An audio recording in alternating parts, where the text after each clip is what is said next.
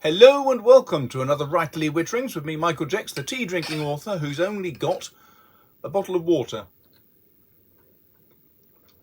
Luckily clean water. You may have heard in the press recently that just on the south coast of Devon they've had a whole load of poisoning in the water.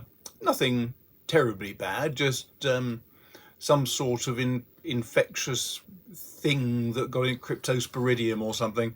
So there's been 20 odd people unwell, and so all of the people in Devon have discovered a sudden dearth of water because all the water in all the supermarkets seems to have been sent down there. Anyway, never mind, I've received something in the post. Here we go. Nice little box. Let's see what's inside it. Well now,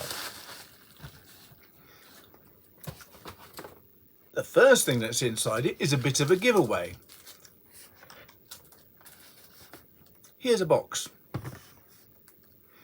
With the box comes this little package, which has a cleaning cloth, some ink, and an instruction manual on how to use your Conway Stewart pen.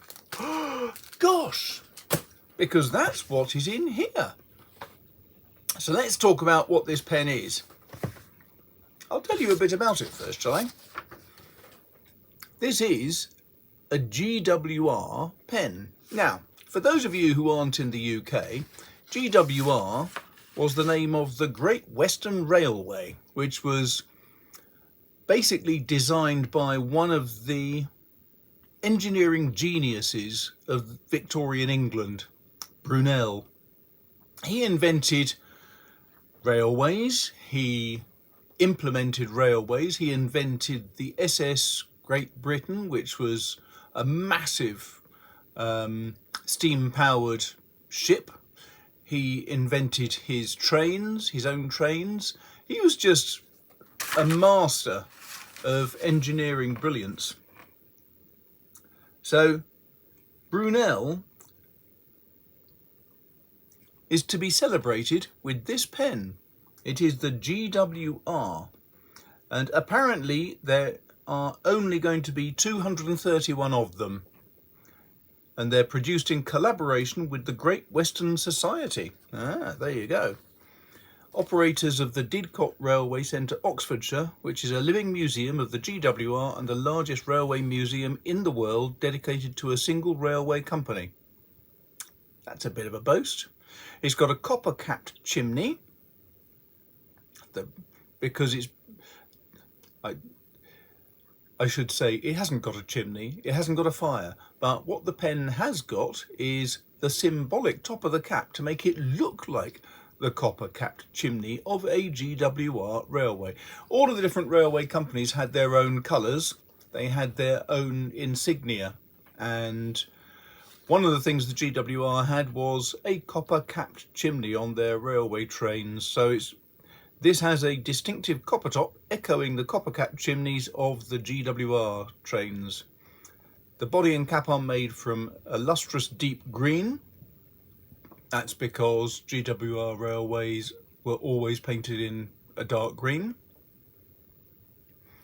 And the end of each barrel is gold-black gold, representing the orange-black-orange lining used on premier GWR locomotives that once roamed the English countryside.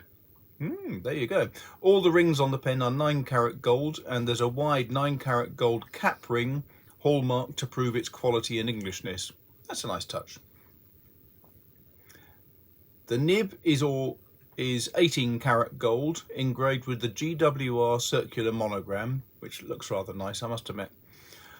Each pen is engraved on the end of the barrel with its own unique edition number, and on the barrel is a facsimile of Brunel's signature with his full name underneath. Nice one. Every pen is made in England, and these words are engraved to prove its heritage. A certificate of authenticity in the style of a train ticket recording its unique edition number and the signature of the workshop manager, ensuring quality and provenance, is enclosed. Good.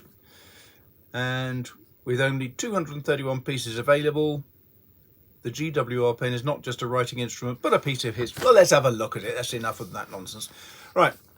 Standard Conway Stewart packaging, really nice cardboard box. Open it up, and inside you discover a series of bits of paperwork. So what have we got first? I think we'll go with this. A nice little document all about Isambard Kingdom Brunel. Bit of a life history, I think. So there's a bit of information about Conway Stewart first, then a description of the pen. The body of the pen is fashioned from an exclusive Italian acrylic, the colour being the same green that was used for the locomotive liveries for GWR. Brunel was appointed engineer of the Great Western Railway in 1833, aged 27, and his flamboyant signature appears on many of his engineering designs and so on. Lovely.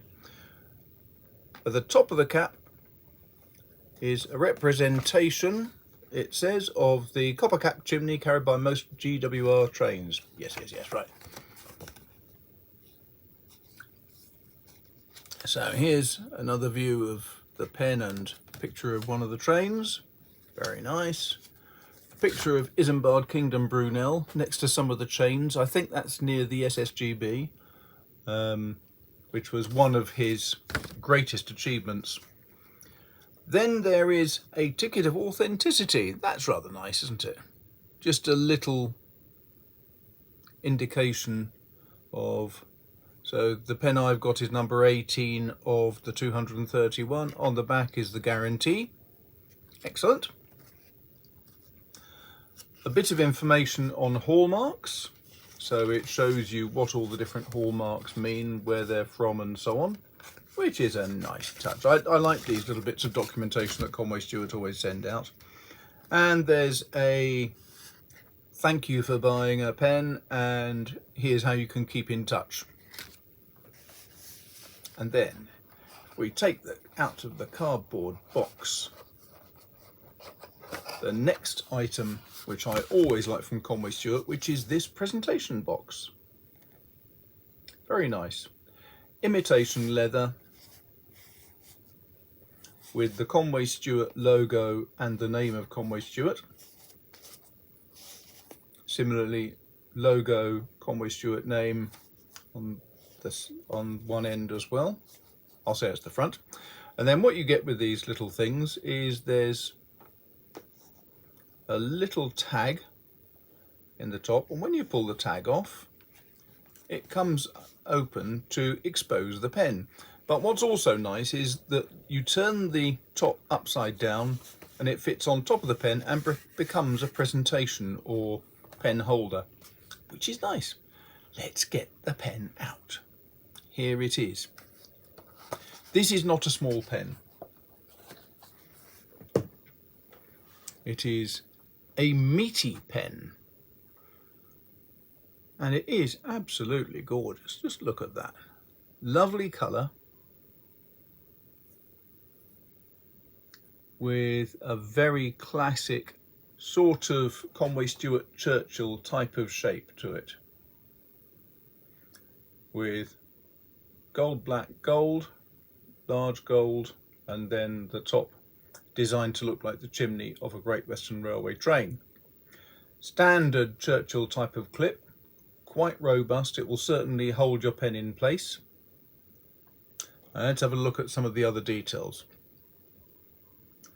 The top of the cap, as you can see, has the GWR logo, which is nicely done. I like that. You've got black, then gold on the top of the cap. Gold,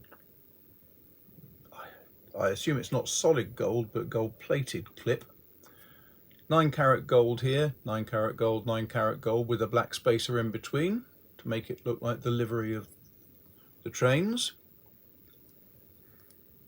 Here you can see the flamboyant signature of Isambard Kingdom Brunel and his name underneath. And then at the base here, get it the right way up, it says this is number 18 out of 231. In terms of shape, very much like any Conway Stewart. So I'm just getting a pen rest out, so make life a bit easier for me. So it is parallel sided, no swelling I don't think, and then tapers down to a flattish base, and the cap is just parallel sided, so it's 2 tubes in effect. Unscrew it, only a short screw, which is good, and then we have this. Now you can see the GWR logo once more on the nib, and I do love these nibs.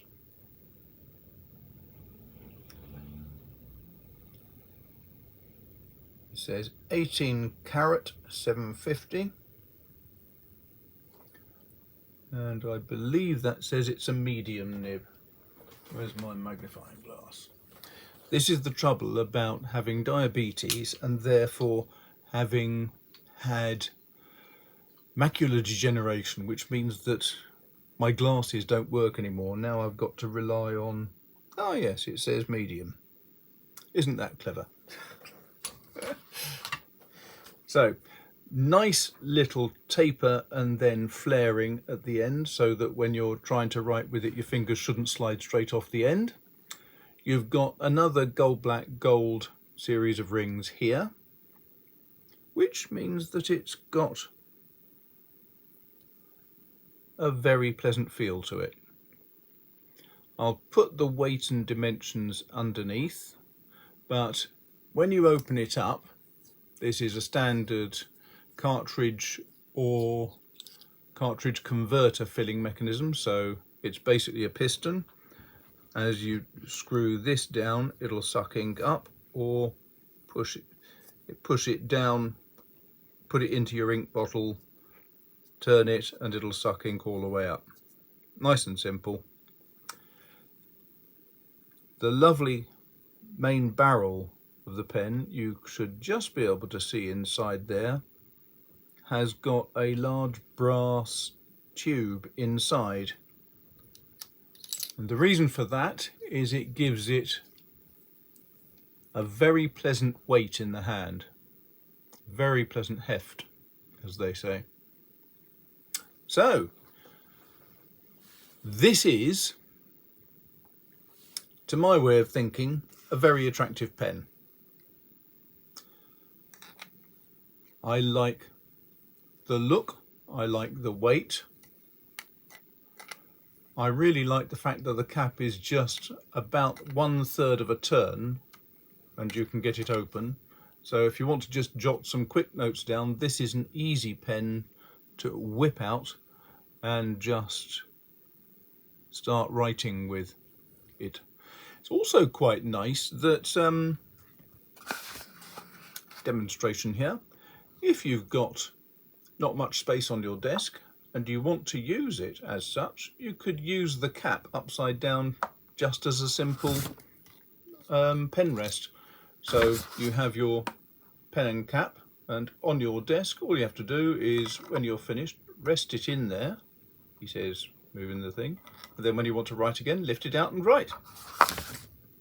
Don't know if it was planned that way, but that's one reason why I always quite like large size flat caps. Has to be said that the colour scheme is also rather like British racing green. I don't know if that was the intention with the racing colours of the British racing teams when they decided to go for a dark green colour on their cars. I mean, it's not flamboyant and exciting as the bright red that Ferraris would have, is it? It's not as flamboyant as most other colours really, but it is rather appealing and attractive, I think, to have a pen looking like this. Now, I'm not going to do a writing test right now because this is fresh out of the box. What I'm going to do is give it a bit of a clean up. I will be using this for the next week, and I'll give you a report back after a week's worth of use and let you know what I think about it.